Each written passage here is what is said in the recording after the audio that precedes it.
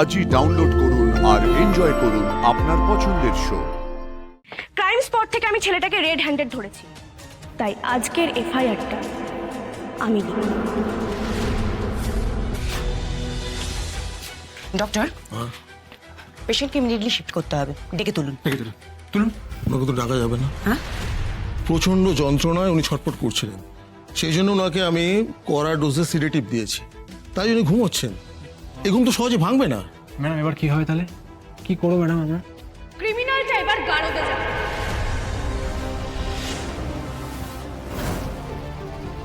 কি ব্যাপার ম্যাম, আপনাদের এত টেন্স লাগছে কেন?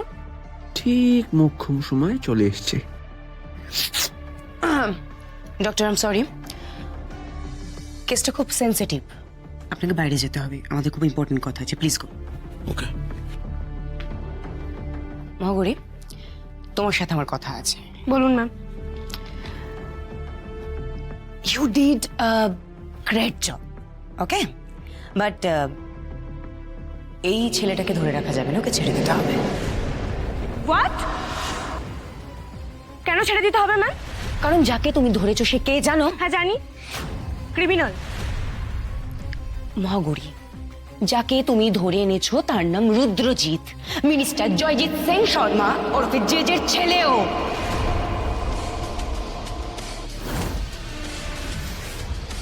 বাহ, মিনিস্টারের ছেলের দেখছি অনেক গুণ।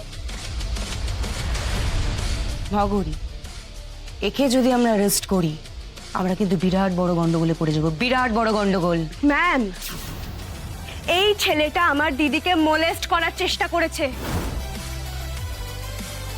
আরেকটু হলে এই ছেলেটা আমার দিদির সর্বনাশ করে দিত। শুধু জয়জিৎ সেন শর্মা কেন, ABCD যার ছেলেই হোক না কেন, আমার কাছে ওর পরিচয় he is a criminal and I hate criminals. I will not spare him, not at all. ওকে তো আমি কোর্টে তুলবই। ভিকটিম আমার নিজের দিদি ম্যাম। সত্যি কথা বলতে ওকে যেভাবে মারা হয়েছে ঠিক সেভাবেই আমারও ওকে মারতে ইচ্ছে করেছে, কিন্তু হ্যাঁ, আমি আইন নিজের হাতে তুলে নিইনি। আইনি নিয়মেই জানোয়ারটার শাস্তি হবে।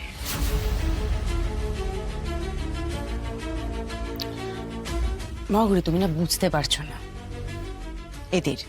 এদের কিচ্ছু হয় না, এদের কোনো শাস্তি হয় না, শাস্তি পায় না এরা, বুঝতে পারছো তুমি? পাবে, এবার পাবে না।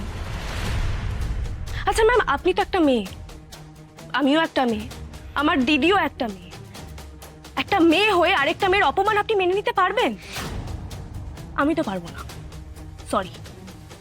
এরপরও যদি আপনার কিছু বলার থাকে আপনি বলুন, আমি শুনছি।